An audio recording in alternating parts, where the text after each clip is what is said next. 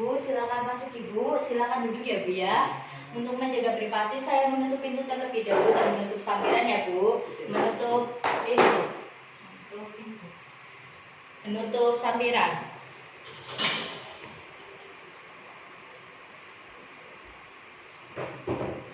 Baik Ibu, selamat pagi. Perkenalkan saya Bidan Ninda yang bertugas pada pagi hari ini ya Bu ya. Dengan Ibu siapa dan usia berapa Ibu? Ibu Siti, umur 36 tahun. Baik Ibu, ada yang bisa saya bantu? Ini saya sudah punya anak 3, umur yang terakhir 3 tahun. Saya pengen KB yang mantap, yang tidak punya anak lagi. Baiklah, kalau boleh saya tahu usia suami ibu itu berapa? 40 tahun. Sudah 40 tahun ya Bu ya. Baiklah, kalau seperti itu saya akan memberikan konseling sesuai dengan kebutuhan ibu, yaitu mengenai KB yang mantap ya Bu. Saya menyarankan untuk KB MOW saja Bu, karena itu sudah mantap dan tidak bisa diganggu gugat atau tidak bisa diubah. Jadi maksud dan tujuan pendidikan kesehatan ini yaitu agar ibu dapat mengetahui mengenai KB MOW, apa itu KB MOW, kontraindikasi, indikasi, bagaimana penata laksanaannya dan bagaimana perawatannya dan lain-lain ya Bu ya. Nanti bisa kita bahas di podcast ini. Nah sebelumnya kalau boleh saya tahu, Ibu pernah mendengar atau mengetahui mengenai KB MOW itu apa? KB MOW yang mantap yang tidak banyak lagi.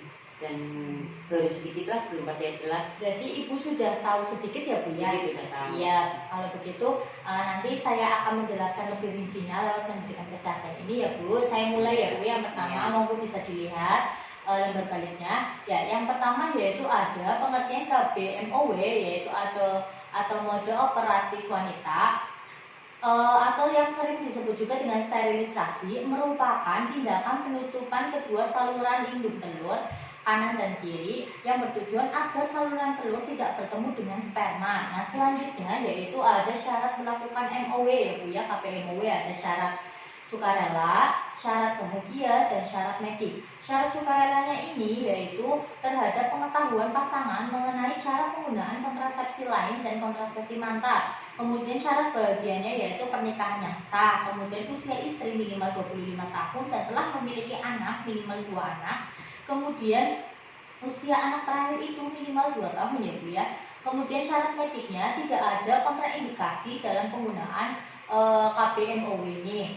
Kemudian selanjutnya yaitu ada indikasi dalam melakukan KB MOW ini, yaitu yang pertama adanya gangguan fisik, contohnya penyakit jantung, kemudian adanya gangguan psikis, skizofrenia atau penyakit kejiwaan, kemudian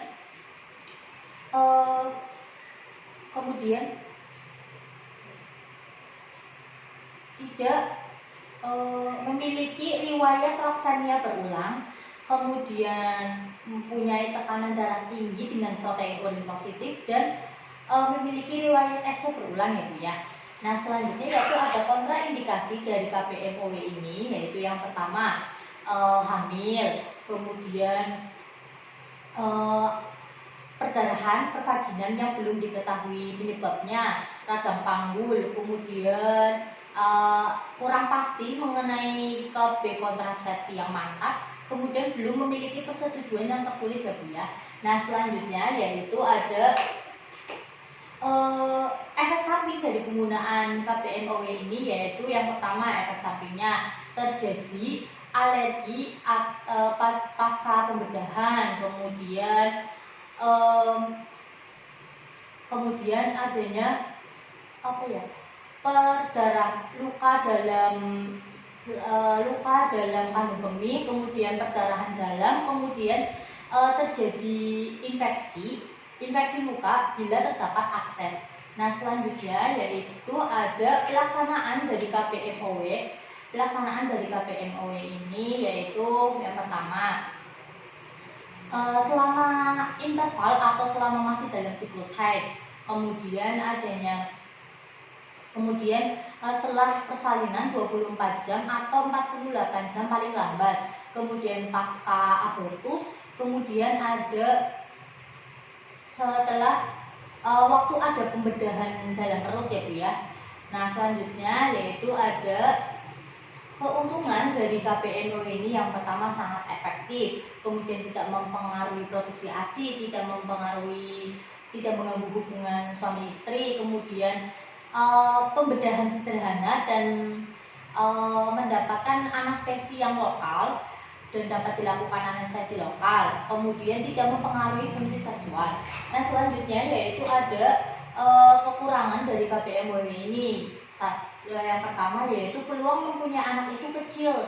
Setelah itu klien atau ibu bisa suatu saat menyesal, kemudian adanya rasa tidak nyaman atau rasa sakit setelah dalam jangka waktu pendek setelah pembedahan, kemudian tidak melindungi dari penyakit menular seksual atau HIV/AIDS ya Bu ya.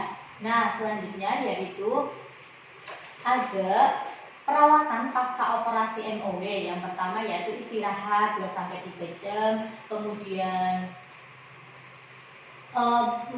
diberikan obat analgetik atau antibiotik bila perlu, kemudian ambulasi dini, diet sehat, jangan sampai lukanya basah ya Bu, jangan sampai basah, hindari kerjaan berat selama 1 minggu, kemudian apabila panas lebih dari 38 derajat, kemudian perdarahan pada luka insisi, dan rasa sakit yang menetap, ibu nanti bisa segera ke tenaga kesehatan untuk mendapatkan pertolongan ya Bu ya. Nah, sekian dari saya. Apakah ibu sudah paham ibu? Sudah. Apakah ada yang ditanyakan? Oke, kalau seperti itu saya ingin mengevaluasi ibu untuk mengetahui apakah ibu sudah paham atau belum ya Bu ya. Nah, saya mau memberi pertanyaan kepada ibu, apa itu KPMW? KPMW itu KB yang mantap, tidak punya anak lagi. Terus nyaman, efektif. Seperti itu ya Bu ya. Alhamdulillah ibu sudah sedikit mengetahui ya Bu ya mengenai apa itu KPMW. Nanti silakan ibu dibicarakan dulu kepada suami ibu dan keluarga karena ini membutuhkan keputusan yang tepat, karena ini tidak bisa diubah lagi Bu. Maka dari itu ibu harus memerlukan persetujuan dari pihak keluarga. Terima kasih atas kerjasamanya, semoga bermanfaat ya Bu ya. Apabila ibu butuh informasi lebih lanjut, ibu bisa datang ke saya atau tenaga kesehatan lainnya. Terima kasih atas waktunya ibu. Selamat pagi. Ibu saya antar.